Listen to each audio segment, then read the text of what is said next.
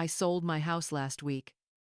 The same house where I raised my son, where I nursed my husband through his final days, where I thought I would grow old, surrounded by love.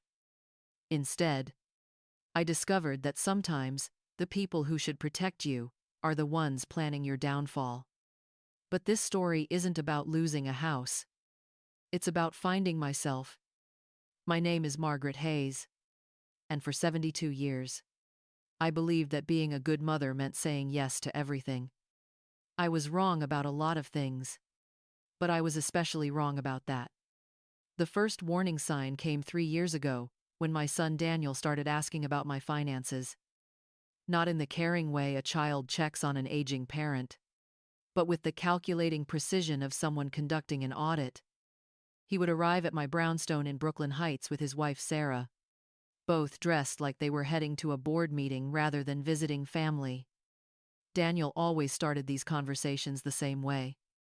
"Mom, we're worried about you living alone in this big house. The maintenance costs must be enormous. Have you thought about what happens when you can't manage the stairs anymore?" His voice carried that patronizing tone people use when they think they're being subtle about their real intentions. I had spent 43 years in that house. After my husband Robert died 5 years earlier, the house had become my sanctuary. I had my routines, my garden, my book club meetings in the parlor. I was managing perfectly well. Thank you very much. But Daniel seemed determined to convince me otherwise. He would walk through the rooms with Sarah, pointing out imagined problems. "Look at this wallpaper. Mom, it's outdated. And these hardwood floors probably need refinishing." Sarah would nod along, occasionally adding her own observations about how much more practical a nice apartment would be. The financial pressure started gradually. Daniel began asking me to help with various expenses. The twins needed new laptops for school. Sarah's car needed repairs. They were behind on their mortgage because Daniel's bonus had been delayed. Each request came with a detailed explanation of why this was temporary and how much they appreciated my help. I said yes every time. When he asked me to co-sign a loan for what he called a surefire investment opportunity, I signed without reading carefully. When Sarah needed money for her interior design business, I wrote the check. When they suggested I take out a reverse mortgage to help them buy a vacation home, I went to the bank. Looking back now, I can see how methodically they dismantled my financial security. But at the time, I told myself I was being generous. I was being a good mother and grandmother. The truth is, I was terrified of losing them. After Robert died, Daniel and Sarah became my primary connection to the world beyond my own front door. Families were supposed to be permanent. So when Daniel suggested that maybe I should update my will, I didn't immediately recognize it as another move in whatever game he was playing. The new will he arranged left everything to Daniel, with provisions for Sarah and the children. It seemed logical. But then came the night that changed everything. It was a Tuesday in October, unseasonably cold. Around midnight, I woke with chest pains that felt like someone was sitting on my rib cage. The pain radiated down my left arm, and I couldn't catch my breath. I knew immediately that something was seriously wrong. I reached for my phone and called Daniel first. The call went straight to voicemail. Next, I tried Sarah. She answered on the fourth ring, and I could hear music and laughter in the background. "Sarah," I managed to say between gasps. "I think I'm having a heart attack. I need someone to take me to the hospital." There was a pause, and then Sarah's voice came through with an edge of irritation I had never heard directed at me before. "Margaret, do you know what time it is? We're at the Hamptons with Daniel's colleagues.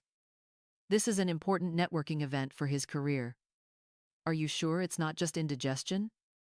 I tried to explain that the pain was unlike anything I had ever experienced, that I was genuinely frightened. Sarah's response will echo in my memory forever. "Unless you're literally dying, don't call us again tonight." Take an antacid and see how you feel in the morning." She hung up. I sat in my darkened bedroom, clutching my chest, and called 911 myself. The paramedics arrived within 8 minutes.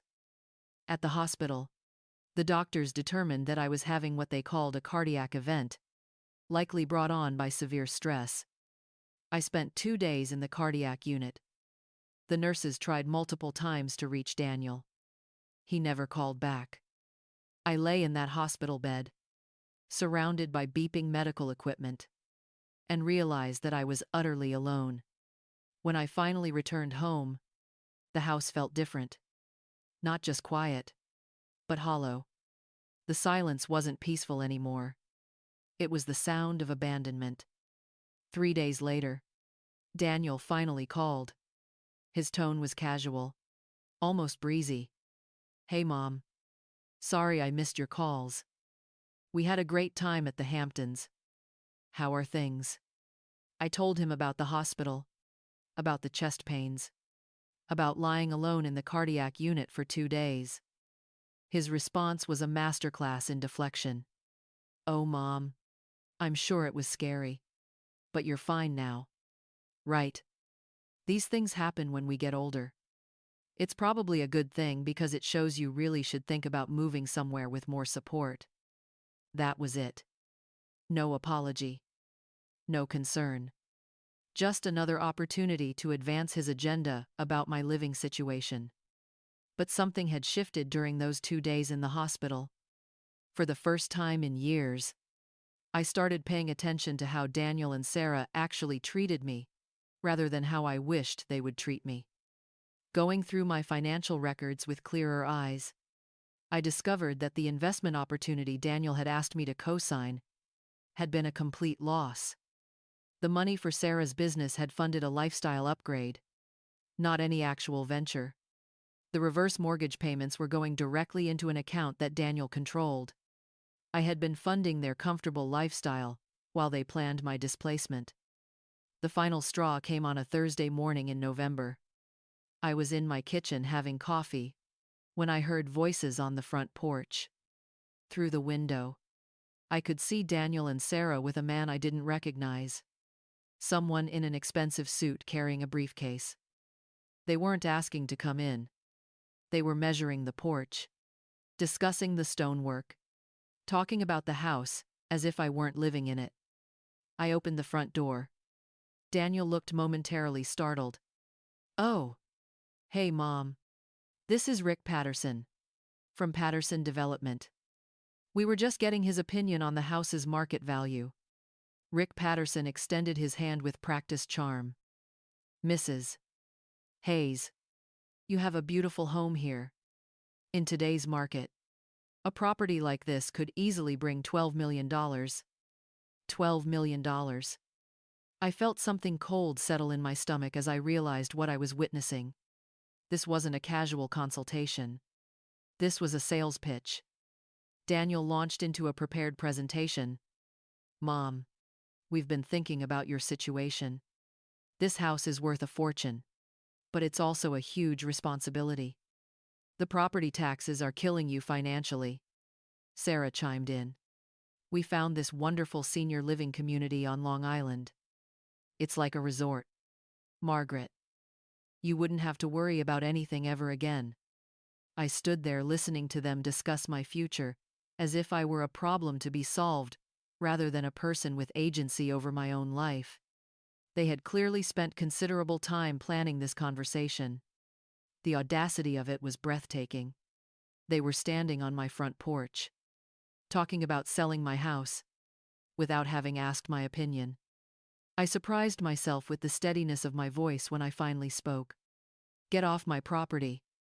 Daniel's expression shifted from confident salesman to confused child. "Mom, you don't understand the full picture here." "I understand perfectly," I said. "You're planning to sell my house without consulting me. You've brought a developer to assess its value while I'm living in it. You're discussing my future as if I have no say in it. This is my house," I continued. "It's my home. It's my decision. And my decision is that you need to leave. Now. That night, I called the one person in my neighborhood I trusted. Helen Morrison had lived next door for 30 years. She was a retired family law attorney, sharp as a tack at 75. When I finished telling her what had happened, Helen was quiet for a long moment. Margaret, what you're describing sounds like financial elder abuse. It's more common than people realize, and it's often perpetrated by family members. The phrase hit me like cold water. Elder abuse. Helen continued. You need to protect yourself legally and financially.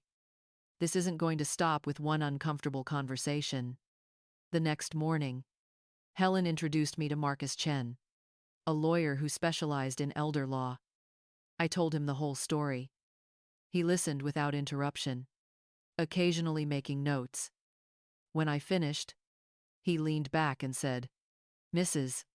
Hayes, I want to be very clear about what's happening here. Your son and daughter-in-law are engaging in financial exploitation. They've been systematically depleting your resources while positioning themselves to gain control of your most valuable asset.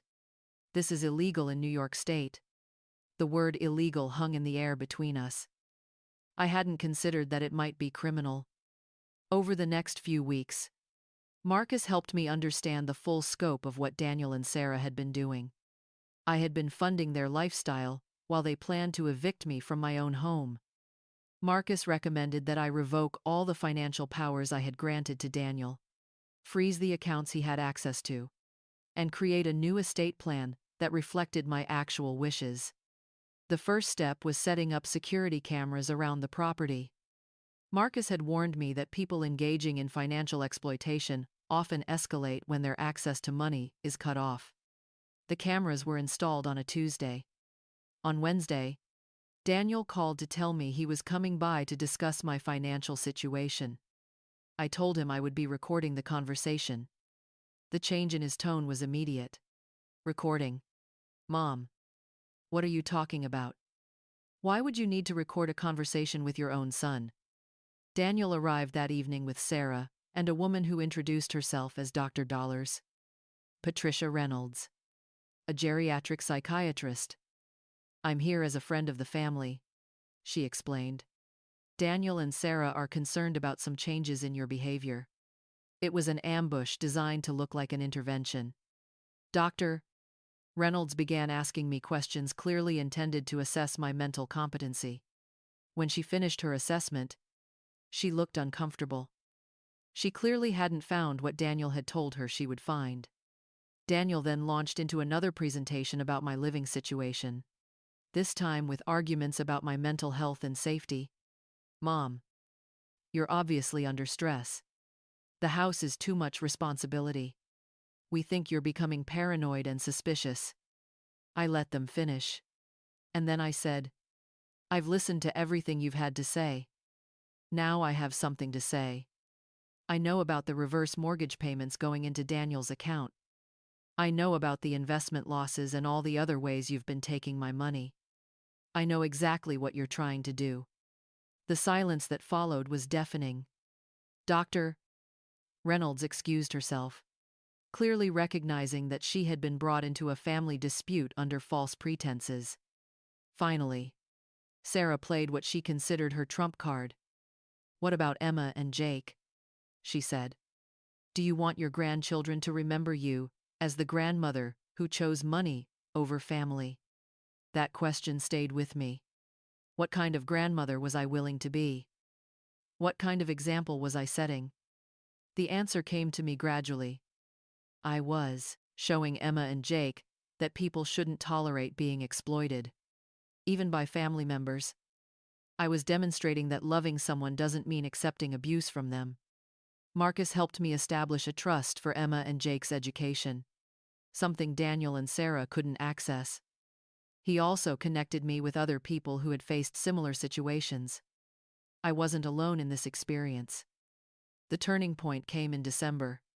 Daniel called to inform me that he had scheduled a meeting with an estate planning attorney to finalize what he called necessary changes to my legal documents.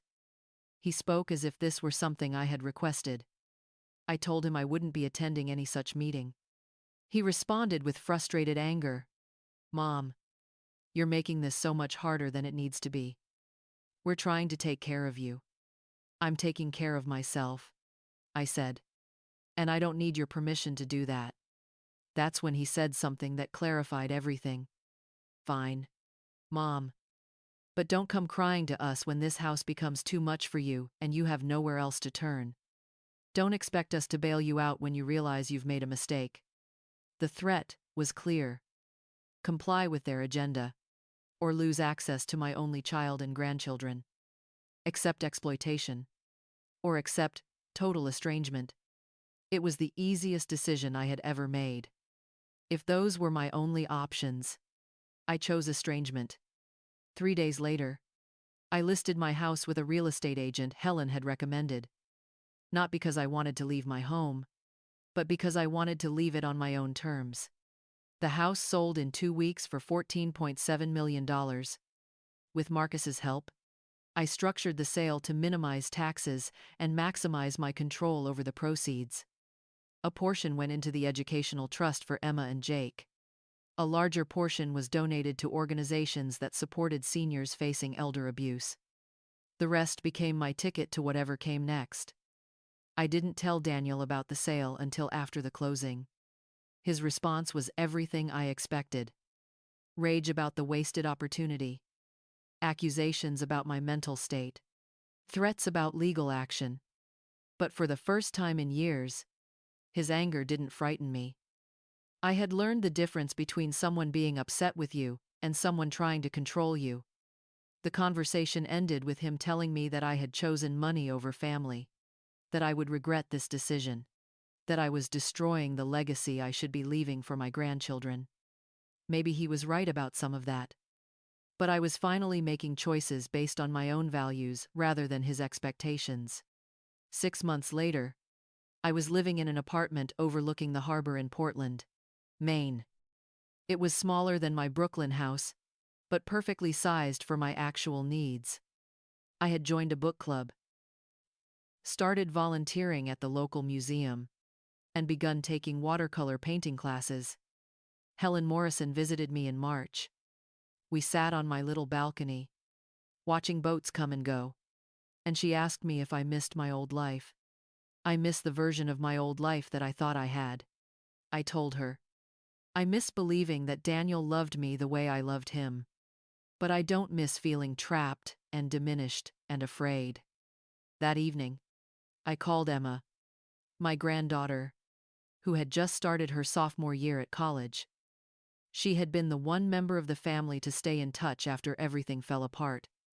Grandma Margaret, she said, I hope you know that not everyone in the family thinks you made the wrong choice. Jake and I have been talking about it. She continued.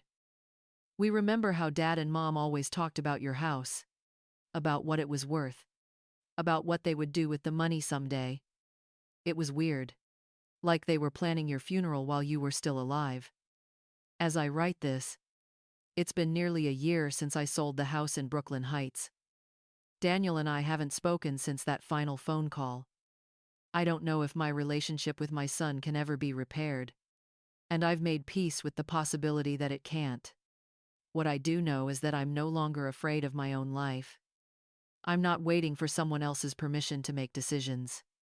I spent decades trying to earn love through sacrifice and compliance, and all I earned was contempt and exploitation.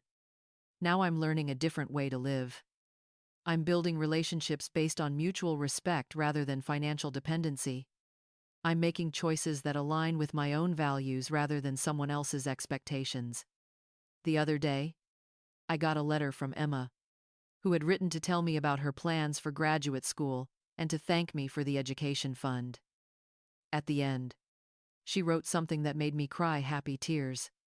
Grandma Margaret, she had written. I hope when I'm your age, I'm as brave as you are. Maybe that's the legacy I'm really leaving behind. Not a pile of money or a valuable house, but an example of what it looks like to choose dignity over comfort, authenticity over approval, self-respect over family harmony. I'm 73 years old, and I'm finally learning how to put myself first. Some people might call that selfish. I call it survival. And I've never been happier.